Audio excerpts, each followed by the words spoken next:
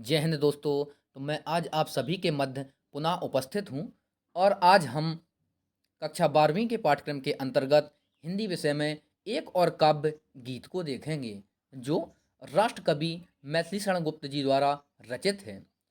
गीत शीर्षक में बृहणी उर्मिला का कवि ने बहुत ही मनोहारी ढंग से वर्णन किया है।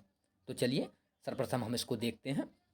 लिखा है, निरख सखी ये खंजन आए, फेरे उन मेरे रंजन ने, नयन इधर मन भाए, फैला उनके तन का आतप, मन से सर सरसाए, घूमे वे इस ओर वहाँ, ये हंस यहाँ उड़ छाए, करके ध्यान आज इस जन का, निश्चय वे मुस्काए, फूल उठे हैं कमल, अधर से यह बंदूक सुहाए, स्वागत स्वागत शरद, भाग्य से मैंने दर्शन पाए, नभ ने मोती बारे, लो ये अश्रु अर्घ भर लाए। तो चलिए सर्वप्रथम तो मित्रों हम इनके कठिन शब्दार्थों को जान लेते हैं कि इसमें जो कठिन शब्दार्थ दिए हुए हैं। तो चलिए देखते हैं इनको। निरख सखी, निरख का अर्थ होता है देखना, सखी का अर्थ सहेली, और एक शब्द और आया है खंजन, अर्थात सुंदर नैनों वाला या आंखों वाला एक पक्षी कहलाता है। फेरे उन मेरे रंजन ने, नयन इधर मन भाए, रंजन अर्थात प्रसन्न करने वाले प्रीतम या पति, नयन अर्थात नेत्र, फैला उनके तन का आतप, मन से सरसरसाए, आतप अर्थात ताप या गर्मी, मन आप जानते ही हैं। और एक शब्द और आया सर, जो कहलाता है सरोवर या तालाब, सरसाए अर्थात सरसता, घूमे वे इस ओर वहाँ, ये हंस यहाँ उड़ छाए, करके ध्यान आज इस जन का, निश्चय वे मुस्काए। जन अर्थात आत्मीयता, जन क्या कहलाता है? आत्मीयता अर्थात प्रेम भाव। फूल उठे हैं कमल अधर से, यह बंदूक सुहाए, अधर अर्थात होंठ, अधर क्या कहलाते हैं मित्रों? एक शब्द आया होंठ, और बंदूक एक ताल का फूल अर्थात तालाब में फूल कमल समान। स्वागत स्वागत शरद भाग से मैंने दर्शन पाए, नभ ने मोती बारे, लो ये अश्रु अर्घ भर लाए। नभ अर्थात आकाश, नभ क्या कहलाता है? आकाश। अर्घ अर्थात पूजन के लिए लाया गया जल, अर्घ क्या कहलाता है? पूजन के लिए लाया गया जल कहलाता है मित्रों। तो चलिए देखते हैं इसकी व्याख्या को। कवि क्या कहते हैं कि बृहणी उर्मिला अपनी संगनी से कह रही है कि देखो सखी, देख ये खंजन पक्षी आ गए हैं, मुझे ऐसा लगता है जैसे आनंद देने वाले प्रीतम ने, कह रही है सखी से उर्मिला कि ऐसा लगता है हे सखी कि जैसे आनंद देने वाले प्रीतम ने इन खंजन पक्षियों के रूप में सुंदर लगने वाले अपने नेत्र मेरी ओर घुमा दिए हैं या कर दिए हैं। चारों ओर धूप के रूप में प्रीतम के शरीर की गर्मी अर्थात तपस्या के कारण उत्पन्न जो गर्मी या ऊर्जा कह सकते हैं फैली हुई है, और उनके अर्थात किसके? उर्मिला के पति लक्ष्मण जी, और उनके मन की सरसता और स्निग्धता के कारण सरोवर कमल के फूलों से खिल उठे हैं। अर्थात कमलों से भरे सरोवर को देखकर मेरा मन ऐसे प्रसन्न हो उठा है मानो उसे प्रियतम के सरस स्निग्ध शरीर की समीपता प्राप्त हो गई हो। वन में मेरे प्रीतम घूम रहे होंगे और उस मंद मंद गति का स्मरण दिलाने के लिए ये हंस उड़कर यहाँ आ गए हैं। मेरे प्रीतम वन में मुझे याद करके अवश्य मुस्काए होंगे, तभी तो यहाँ ये कमल खिल उठे हैं, और लाल रंग के बंदूक के फूल प्रीतम के लाल अधरों अर्थात होठों के समान सुंदर लग रहे हैं। आगे उर्मिला कहती हैं कि हे शरद, तुम्हारा स्वागत है। उर्मिला शरद ऋतु का स्वागत करती हुई कहती हैं कि हे शरद, तुम्हारा स्वागत है। मैंने बड़े भाग्य से आज तुम्हारे दर्शन किए हैं, या मुझे बड़े भाग्य से आज तुम्हारे दर्शन प्राप्त हुए हैं। आकाश ने तुम्हारे स्वागत में ओस की बूंदों के रूप में असंख्य मोती बिछा दिए हैं या निछावर कर दिए हैं। लो मेरे ये नेत्र तुम्हारे स्वागत के लिए आंसू रूपी अर्घ लेकर प्रस्तुत हैं। क्योंकि विरह में व्याकुल उर्मिला इस प्रकार से शरद ऋतु को संबोधित करती हुई कहती हैं। तो चलिए मित्रों आगे देखते हैं अगले पैराग्राफ को।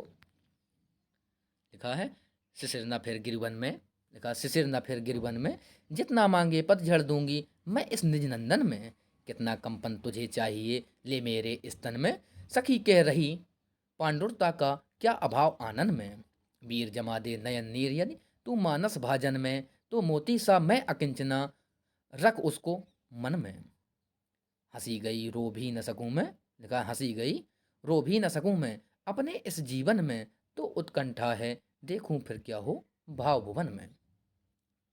तो चलिए मित्रों, सर्वप्रथम हम इनके कठिन शब्दार्थों को भी देखते हैं इस पैराग्राफ में। तो एक शब्द आया है इसमें, लिखा कि शिशिर ना फिर गिरिवन में। तो शिशिर अर्थात शीत ऋतु। देखते हैं मित्रों शिशिर क्या कहलाता है, शीत ऋतु। और आगे देखते हैं हम गिरि अर्थात गिरि पर्वत। गिरि क्या कहलाता है, गिरि पर्वत। जितना मांगे पतझड़ दूंगी मैं इस निज नंदन में। नंदन, नंदन क्या कहलाता है, इंद्र का उद्यान अर्थात इंद्र का बगीचा। कितना कंपन तुझे चाहिए ले मेरे इस तन में। उर्मिला कहती हैं कि कितना कंपन तुझे चाहिए ले मेरे इस तन में। और आगे देखते हैं हम, सखी कह रही पांडुरता का क्या अभाव आनंद में। तो पीलापन। और आनंद क्या कहलाएगा मित्रों, मुख। आनंद क्या कहलाएगा, मुख। वीर जमा दे नयन नीर यदि तू मानस भाजन में। तू मानस है भाजन में। तो एक लिखा है नयन या नेत्रों का जल। नयन नीर क्या कहलाएगा मित्रों, नयन यानी कि अर्थात नेत्रों या आंखों का जल। यदि तू मानस भाजन में तो मोती सा मैं अकिंचना रखूं उसको मन में। अकिंचना अर्थात निर्धनता। अकिंचन क्या कहलाता है, निर्धनता। और उत्कंठ अर्थात उत्सुकता। उत्कंठा क्या कहलाती है मित्रों, उत्सुकता। और देखते हैं आगे एक शब्द आया है कुतूहल अर्थात भाव वो का संसार। कुतूहल क्या कहलाता है, भावों का संसार। तो चलिए भाव भुवन लिखा, ये कहलाएगा मित्रों भावों का संसार। और उत्कंठा या उत्सुकता हम कह सकते हैं, उत्कंठा को क्या कहेंगे हम, उत्सुकता। तो चलिए मित्रों सर्वप्रथम हम इसकी व्याख्या को भी समझते हैं। तो व्याख्या करते हुए कवि कहते हैं कि बिरह अग्नि में जलती हुई उर्मिला शिशिर ऋतु को संबोधित करते हुए कहती है, क्या कहती हैं कि हे शिशिर, कहती हैं कि हे शिशिर ऋतु तू पर्वतों तथा वनों में मत घूमा कर, मैं तुझे नंदन वन के सादृश्य अर्थात समान अपने इस शरीर से ही जितना चाहो पतझड़ अर्थात पीले मुरझाए हुए पत्ते दे दूंगी। यहाँ कहने का तात्पर्य है कि जिस प्रकार पतझड़ में वृक्ष के सारे पत्ते पीले पड़ झड़ने लगते हैं, उसी प्रकार लक्ष्मण से दूर रहने वाली उर्मिला के शरीर के सारे अंग बिरह अग्नि से तप्त होकर पीले होकर अपना अस्तित्व खोने लगे हैं। उर्मिला शिशिर से आगे कहती हैं कि तुझे कितने कंपन की आवश्यकता है, मैं तुझे अपने ही शरीर से उसकी आपूर्ति कर दूंगी। कितना कंपन तुझे चाहिए ले मेरे स्तन में, सखी के रही पांडुरता का क्या अभाव आनंद में। यहाँ उर्मिला के कहने का अर्थ है कि पति के वियोग के कारण शीत ऋतु में उसके शरीर कांपता रहता है। उर्मिला शिशिर से कह रही हैं कि मेरी सखी मेरे मुख को पीला बताती हैं, अतः मेरे मुख से पीलापन ले ले। और आगे उर्मिला कह रही हैं, वीर जमा दे नयन नीर यदि तू मानस भाजन में तो मोती सा मैं अकिंचना रखूं उसको मन में। तो आगे उर्मिला कहती हैं कि अतः मेरे मुख से पीलापन ले ले, हे वीर यदि तू मेरे अश्रु जल को मन रूपी पात्र में जमा दे तो मैं दीन अर्थात गरीब उसे बड़े ही यत्न से संजोकर अपने मन में रख लूंगी, अर्थात अश्रु जल को मन ही मन में पीकर स्वयं को संभाले रखूंगी। आगे कह रही हैं उर्मिला कि मेरी इसी छिन गई, कह रहे हैं कि लिखा है हंसी गई, मेरी हंसी क्या है, छिन गई है। रो भी न सकूं मैं अपने इस जीवन में तो उत्कंठा है देखूं फिर क्या हो भाव भुवन में। उर्मिला कह रहे हैं कि मेरी हंसी छिन गई है, पर क्या इस जीवन में अब मैं रो भी नहीं सकती। सचमुच यदि ऐसा ही हो, यानी मेरा हंसना रोना दोनों बंद हो जाएं, तो उस स्थिति में मैं ये जानने के लिए उत्सुक रहूंगी कि आखिर तब मेरे भाव रूपी संसार में शेष क्या रह जाएगा, अर्थात हंसी और रुदन के अभाव में मेरे मन में और कौन से भाव उत्पन्न होंगे। तो इस प्रकार से उर्मिला शिशिर ऋतु को संबोधित करते हुए कह रहे हैं। तो चलिए आगे देखते हैं मित्रों अगले पैराग्राफ को। लिखा मुझे फूल मत मारो मैं अबला बाला वियोगनी, कुछ तो दया विचारो होकर मधु के मीत मदन, पट तुम कटु गरल नगारो, मुझे विकलता तुम्हें विफलता ठहरो श्रम परिहारो। तो चलिए थोड़ा और पंक्तियों को देखते हैं, पैराग्राफ को पूरा करते हैं। लिखा नहीं भोगनी यह मैं कोई जो तुम जाल पसारो, बल हो तो सिंदूर बिंदु यह हर नेत्र निहारो। रुद्र दर्प कंदर्प तुम्हें तो मेरे पति परवारो, लो यह मेरी चरण धूल उस रथ के सिर पर धारो। तो चलिए मित्रों, इसमें भी हम कठिन शब्दार्थों को देख लेते हैं। सर्वप्रथम तीसरे पैराग्राफ में इसमें लिखा है कि मुझे फूल मत मारो। तो सर्वप्रथम इसमें देखेंगे हम, एक आया है कि अबला बाला अर्थात असहाय स्त्री। अबला असहाय और बाला स्त्री। लिखा है कि अबला बाला अर्थात असहाय स्त्री, वियोगनी अर्थात गृहिणी, प्रीतम से बिछड़ी हुई, कुछ तो दया विचारो। दया अर्थात करुणा, होकर मधु के मीत मदन, पढ़ तुम कटुगरल नगारो। और देखते हैं आगे, मधु अर्थात बसंत। मधु क्या कहलाएगा? बसंत। मीत अर्थात मित्र या दोस्त। मदन अर्थात कामदेव। पटु अर्थात चतुर। कटु कड़वा।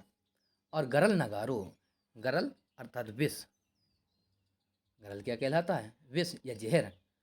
और आगे लिखा, मुझे विकलता तुम्हें विफलता, ठहरो श्रम परिहारो। और एक शब्द और आया है मित्रों, परिहारो अर्थात त्यागो। परिहारो का मतलब क्या है? त्यागो। तो प्रस्तुत पंक्तियों की व्याख्या करते हुए कवि कहते हैं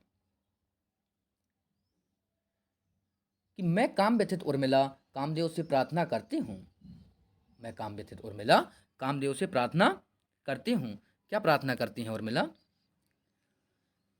कि हे कामदेव, तुम मुझे अपने पुष्प बाणों से घायल मत करो, क्योंकि मैं तो वह अबला युवती हूँ जो गृहिणी है, वियोगिनी है। तुम्हें मुझ पर विचारपूर्वक दया करनी चाहिए।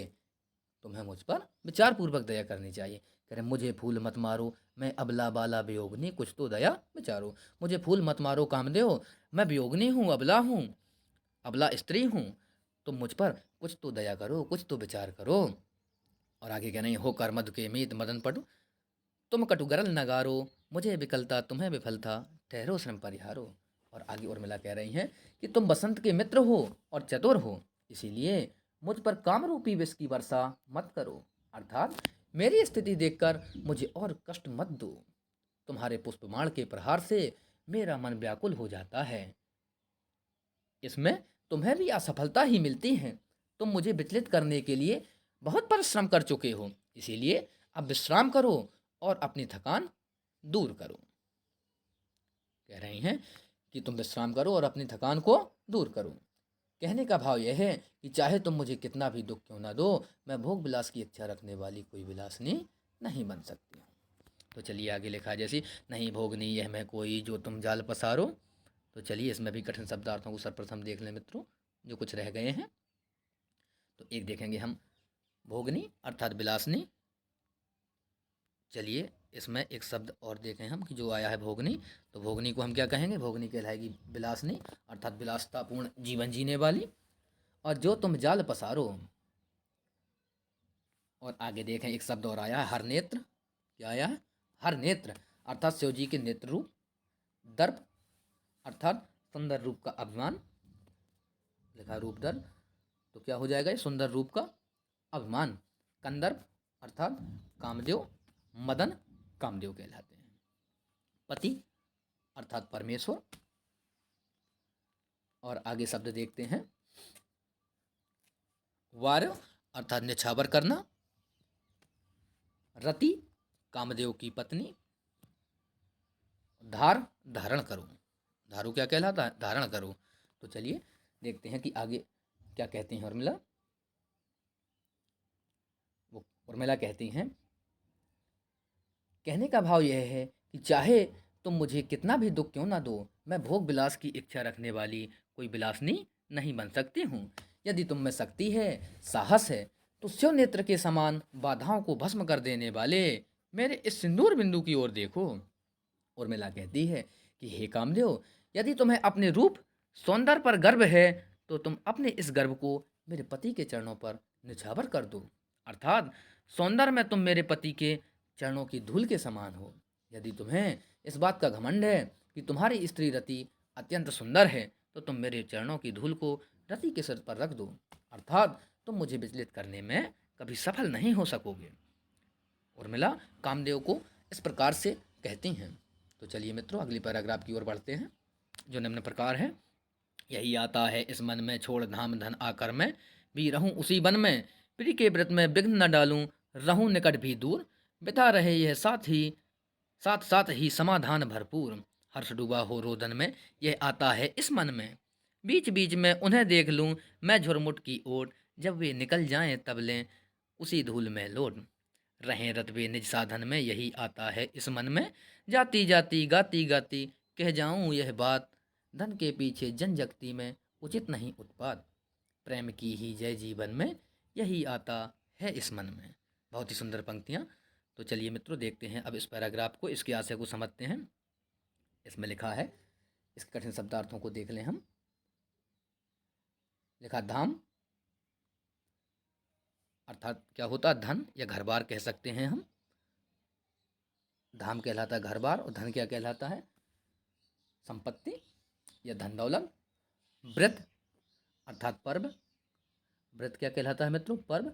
विघ्न बाधा, निकट पास, दूर दूरी। व्यथा अर्थात पीड़ा, समाधान। लिखा हर्ष डूबा हो रोदन में, हर्ष अर्थात खुशी, रोदन अर्थात दुख या रोने की क्रिया या विलाप। आगे देखते हैं हम। यह आता है इस मन में, बीच बीच में उन्हें देख लूं मैं झुरमुट की ओट। झुरमुट अर्थात झाड़ियों वाला क्षेत्र, जब वे निकल जाएं तब लें उसी धूल में लोट, रहें रतबे निज साधन में, रहें रतबे निज साधन में। रत अर्थात लगे रहना, निज अर्थात स्वयं के, यही आता है इस मन में।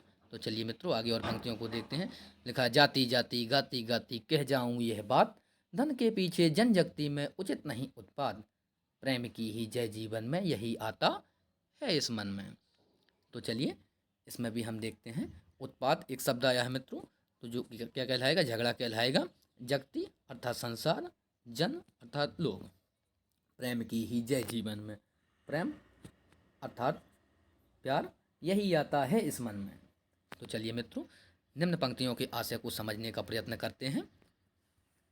तो व्याख्या करते हुए कवि कहते हैं, उर्मिला जी कहती हैं, वियोगिनी उर्मिला कहती है कि अब मेरा मन घर परिवार और धन दौलत में नहीं लगता है, मैं इन सब को छोड़ अपने प्रीतम के पास वन में जाकर रहना चाहती हूँ, किंतु वहाँ उनके पास जाकर भी मैं उनसे दूर ही रहूँगी, ताकि उनके व्रत में बाधा ना उत्पन्न हो।